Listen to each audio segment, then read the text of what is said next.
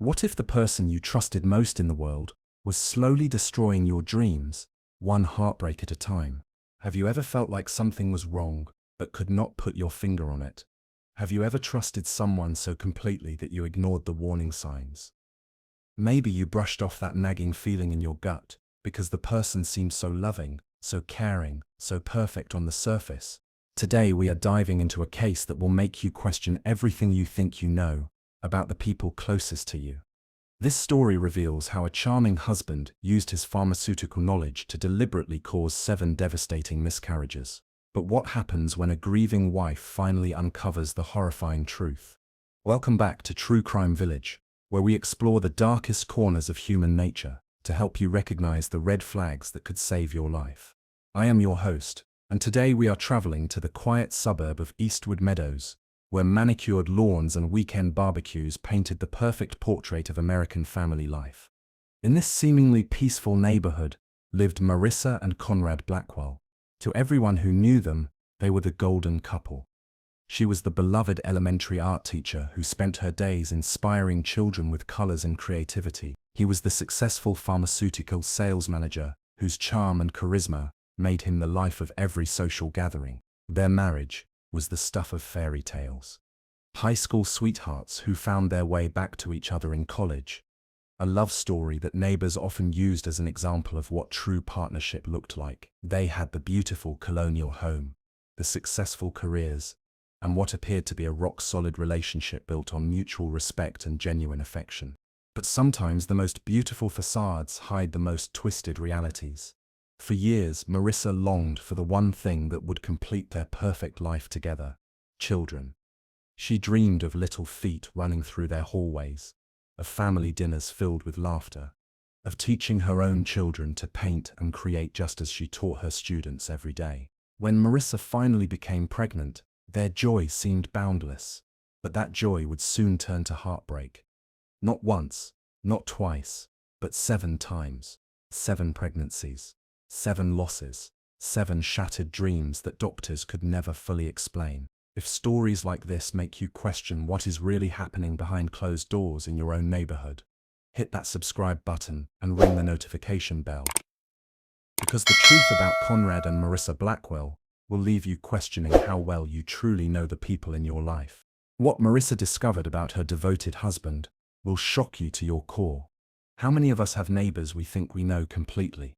The couple next door who waves every morning, hosts the best holiday parties, and seems to have it all figured out. Marissa Blackwell was exactly the kind of person you would want living in your neighborhood. At 28 years old, she possessed a gentle warmth that drew people to her like flowers turning towards sunlight. Every weekday morning she would walk through the doors of Eastwood Elementary School, carrying canvas bags filled with art supplies, and a smile that could light up the darkest classroom. Her students adored her. Parents often requested their children be placed in classes where Mrs. Blackwell taught art. She had this magical ability to see potential in every child, whether they could barely hold a crayon or showed natural artistic talent. On parent-teacher conference nights, you would find lines of grateful mothers and fathers waiting to thank her for helping their children discover creativity they never knew they possessed. Marissa's co-workers described her as the teacher who stayed late to comfort a crying child, who spent her own money on supplies for students who could not afford them, and who never missed a school event. She volunteered for every fundraiser, organized art shows that brought the entire community together, and somehow managed to remember every single student's birthday. But it was her dream of becoming a mother that truly defined who Marissa was at her core. She would often confide in her closest friend that she could not wait to have children of her own. She fantasized about teaching them to paint watercolor sunsets, about bedtime stories filled with adventures, about the kind of loving home where children felt safe to explore and create and grow. Conrad Blackwell, on the other hand, commanded attention the moment he entered any room. Standing 6 feet 2 inches tall, with perfectly styled dark hair and a smile that could sell ice to someone living in Alaska, he had built his career on his ability to charm anyone within minutes of meeting them. As a pharmaceutical sales representative for Morrison Industries, one of the region's most successful drug companies, Conrad earned a 6-figure salary by convincing doctors to prescribe his company's medications. His colleagues often joked that Conrad could sell anything to anyone. He possessed an encyclopedic knowledge of pharmaceuticals, their uses, their side effects, and their interactions. This expertise made him invaluable to his company and highly respected among medical professionals. To their neighbors in Eastwood Meadows, the Blackwells represented everything a modern marriage should be. They hosted elegant dinner parties where Conrad would entertain guests with witty stories while Marissa created beautiful table settings that looked like they belonged in a magazine. They traveled together, attended community events arm in arm, and seemed genuinely happy in each other's company. But even fairy tales have cracks if you know where to look. Those closest to Marissa began noticing subtle changes over the years of their marriage. Conrad had developed very specific opinions about how Marissa should spend her time. He encouraged her to limit her social activities, suggesting that too much stress from outside commitments might affect her health. He took charge of their finances, their meal planning, even which medications she should take for minor ailments. To casual observers, this looked like a devoted husband taking care of his beloved wife. But beneath Conrad's protective gestures lay something far more controlling than anyone could have imagined. When Marissa discovered she was pregnant for the first time, 3 years into their marriage, pure joy filled every corner of their home. She immediately began planning the nursery, choosing soft yellow paint because they wanted to be surprised by the baby's gender. Conrad appeared thrilled, telling everyone who would listen about their exciting news. Marissa threw herself into preparing for motherhood with the same dedication she brought to everything else in her life.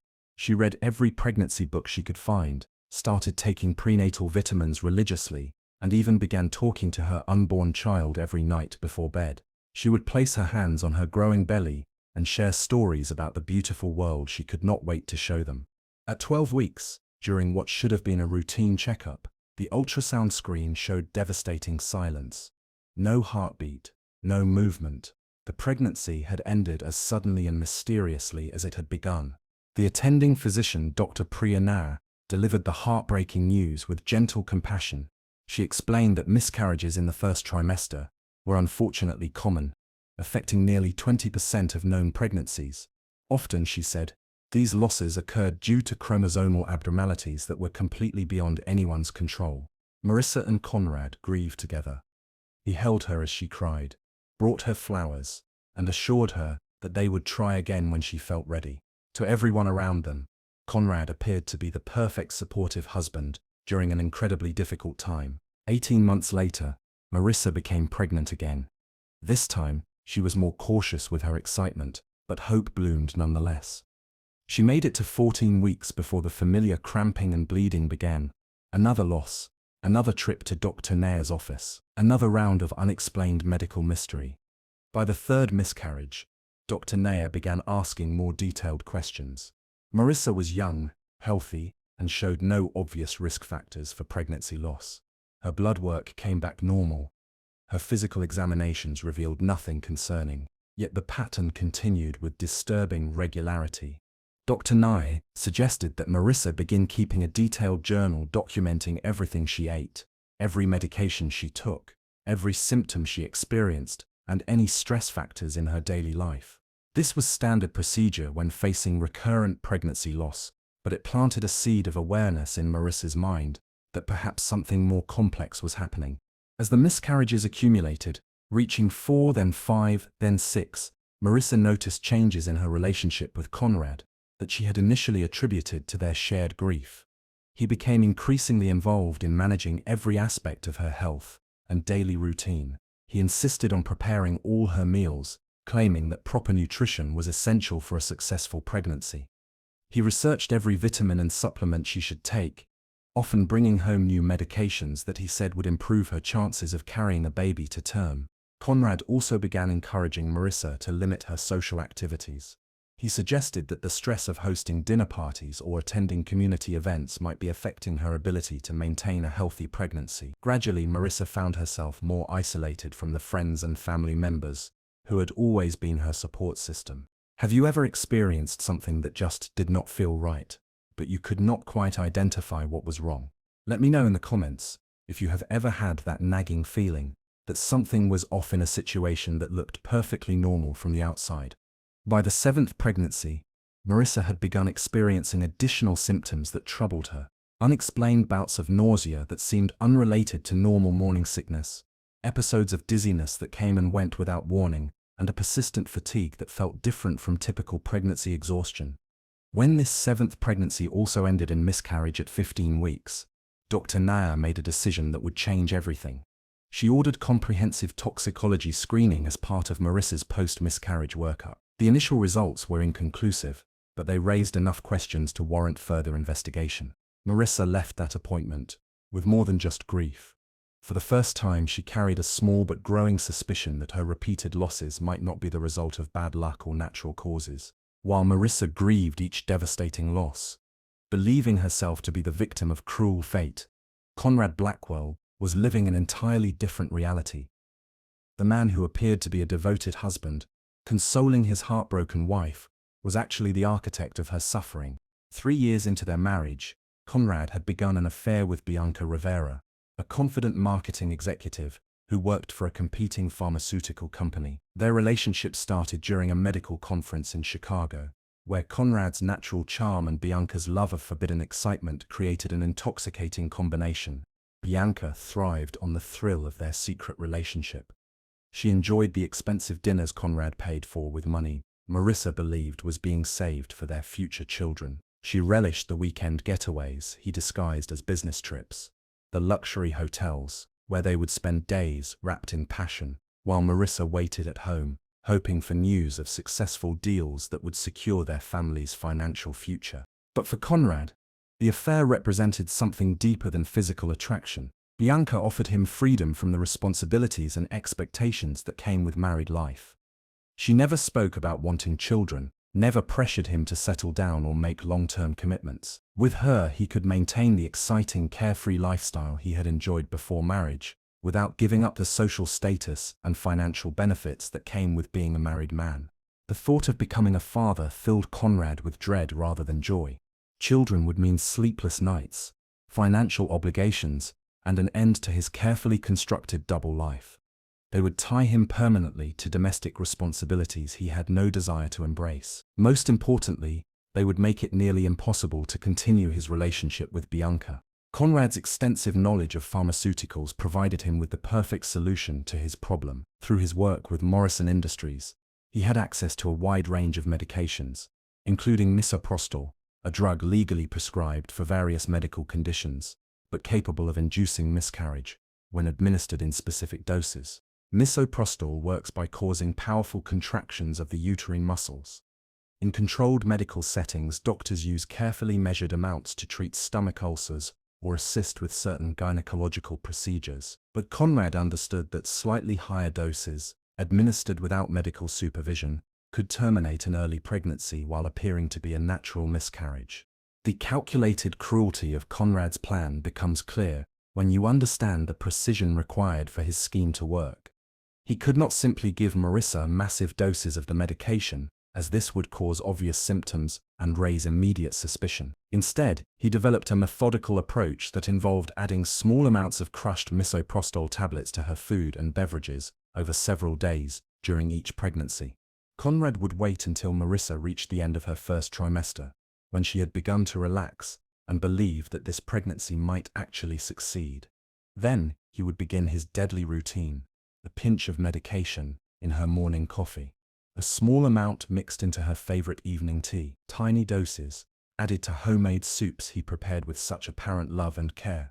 The beauty of his plan, from Conrad's twisted perspective, was that the symptoms Marissa experienced looked exactly like the early signs of natural miscarriage. The cramping, the bleeding, the gradual loss of pregnancy hormones all appeared completely normal to medical professionals who had no reason to suspect foul play. Each time Marissa lost a pregnancy, Conrad would hold her as she sobbed, stroke her hair as she blamed herself for their loss, and reassure her that they would keep trying until they succeeded. He attended every doctor appointment, asked thoughtful questions about improving their chances, and even suggested various lifestyle changes that might help Marissa carry a baby to full term. The medications Conrad brought home under the guise of helping Marissa maintain healthy pregnancies often contained additional small doses of misoprostol, ensuring that his control over her reproductive system remained absolute. He presented himself as a caring husband, researching every possible solution to their fertility struggles, when in reality, he was ensuring that those struggles would continue indefinitely. By the time Dr. Nair ordered toxicology screening after the 7th miscarriage, Conrad had been poisoning his wife for over 4 years. He had stolen 7 potential children from Marissa, robbed her of the motherhood she desperately wanted, and systematically destroyed her physical and emotional health while maintaining the facade of a devoted partner. The toxicology results that came back showed trace amounts of misoprostol in Marissa's system, but the levels were low enough to raise questions rather than provide definitive answers. Conrad's pharmaceutical expertise had served him well in calculating doses that would be effective but difficult to detect. But Marissa was beginning to connect pieces of a puzzle she had never realized existed. The 7th miscarriage broke something fundamental inside Marissa Blackwell. This loss felt different from all the others, not just because of the physical toll it took on her already weakened body, but because of a growing certainty that something was terribly wrong with her situation. For the first time in years, Marissa found herself alone in their house for an entire afternoon. Conrad had left that morning for what he claimed was an urgent 3-day business trip to meet with potential clients in Atlanta. As she sat in their living room, staring at the empty nursery she had prepared and dismantled 7 times, a strange clarity settled over her grief-stricken mind. The timing of Conrad's business trips had begun to form a pattern that she could no longer ignore. Each time she reached her 2nd trimester, each time she began to believe that this pregnancy might actually succeed, Conrad would suddenly need to travel for work. He would return home just in time to comfort her through another devastating loss. Marissa made a decision that afternoon that would change everything. She was going to search through Conrad's personal belongings with the same methodical attention to detail that she brought to her art teaching. If there were answers to be found about her repeated pregnancy losses, she was determined to find them. Conrad's home office had always been his private sanctuary, a room where he claimed to handle important work documents and sensitive client information. Marissa had respected his need for privacy in this space for years, never questioning why he kept the room locked or why certain desk drawers required keys that only he possessed. Using a small screwdriver from their kitchen junk drawer, Marissa carefully worked at the lock on Conrad's main desk drawer. Her hands shook as she felt the mechanism give way and the drawer slide open for the first time since they had moved into this house. Inside, she found a collection of items that made no immediate sense. Several small glass vials containing white tablets, each labeled with medical terminology she did not recognize. A digital scale, precise enough to measure substances in milligrams, and most disturbing of all, a leather-bound notebook filled with Conrad's careful handwriting. As Marissa opened the notebook and began reading, the truth hit her with the force of a physical blow. Page after page contained detailed records of her menstrual cycles, her pregnancy dates, and most chilling of all, dosage calculations written in Conrad's precise script. One entry read, Mem, pregnancy number 4, week 13. Increase daily dose to 0.5 milligrams. Administer in evening tea to ensure absorption before sleep. Should see results within 72 hours. Another page contained research notes about misoprostol, its effects on pregnancy, and optimal timing for administration to mimic natural miscarriage. Conrad had written detailed observations about Marissa's physical responses to different dosages, noting which amounts produced the most convincing symptoms, while avoiding detection. The notebook revealed that Conrad had been tracking her fertility like a scientist conducting an experiment, carefully timing his poisoning to coincide with her most vulnerable moments. He had recorded her emotional responses to each loss, even making notes about which of his comforting phrases were most effective at maintaining her trust. Marissa sank into Conrad's desk chair as the full magnitude of his betrayal became clear. Her husband had not just been preventing her from having children, he had been systematically poisoning her for years, stealing her dreams one calculated dose at a time, all while presenting himself as her most devoted supporter. The physical evidence in front of her explained everything: the unexplained nausea, the dizzy spells, the pattern of losses that had baffled Dr. Nair. Conrad's pharmaceutical expertise had given him both the knowledge and the access needed to destroy her chances of motherhood, while maintaining the perfect disguise of a caring husband. What would you do if you discovered something like this? Share your thoughts below, because Marissa's next decision would determine whether she would become Conrad's eighth victim or finally expose the monster hiding behind his charming facade. That evening, as she heard Conrad's car pull into their driveway, Marissa made the most courageous decision of her life. She was going to confront him with the evidence of his crimes, demand answers for years of calculated cruelty, and finally fight back against the man who had stolen everything she had ever wanted. She had no way of knowing that this confrontation would be her last. Conrad returned home that Tuesday evening at exactly 6:30 in the afternoon, the same time he always arrived when returning from business trips. He walked through the front door, carrying his leather briefcase, and wearing the satisfied smile of a man who believed his secret life remained perfectly hidden. Marissa was waiting for him in their living room, sitting in the armchair where she had spent countless hours grieving pregnancies that Conrad had deliberately destroyed. The notebook lay open on the coffee table in front of her, its pages displaying the evidence of his calculated betrayal in his own handwriting. "Welcome home," Marissa said, her voice steady despite the storm of emotions raging inside her chest.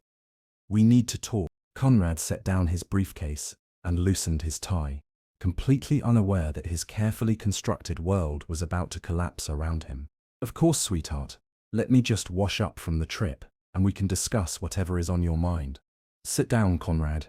Marissa gestured toward the couch across from her. "Right now." Something in her tone made Conrad pause. He looked at her face, really looked at it. For the first time in months, gone was the defeated woman who had accepted each pregnancy loss as unfortunate fate. In her place sat someone Conrad had never seen before, a woman who knew the truth. His eyes moved to the open notebook on the coffee table, and his face went completely white. "Where did you get that?" His voice was barely above a whisper. "From your locked desk drawer. The one you thought I would never have reason to search." Marissa picked up the notebook and read directly from one of his entries. "Marissa, pregnancy number 6, week 14. Subject showing resistance to previous dosage. Increase misoprostol to 0.7 milligrams. Conrad's mouth opened and closed several times before any words came out. "Marissa, you do not understand what you are reading. Those notes are not what they appear to be." "Really?" Marissa stood up, still holding the notebook. "Then explain to me what they are, Conrad. Explain why you have detailed records of every pregnancy I have lost. Explain why you have been calculating drug dosages and timing them with my cycles. You are being ridiculous." Conrad's voice was getting louder, his usual charm beginning to crack under pressure.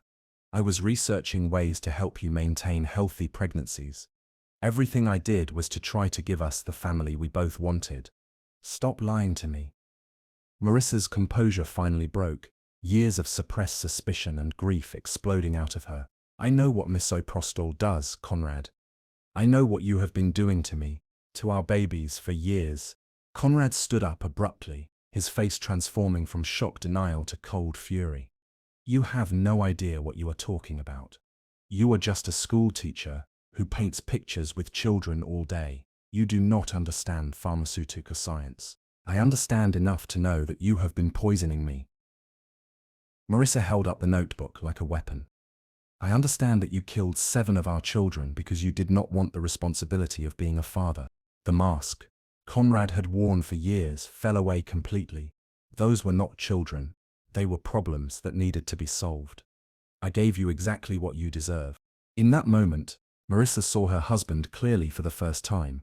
Not the charming pharmaceutical salesman who had swept her off her feet in college. Not the devoted partner who had comforted her through years of heartbreak. She was looking at a stranger whose capacity for cruelty exceeded anything she had ever imagined possible. "I am taking this evidence to the police," Marissa said, moving toward the front door. "Everyone is going to know what kind of monster you really are."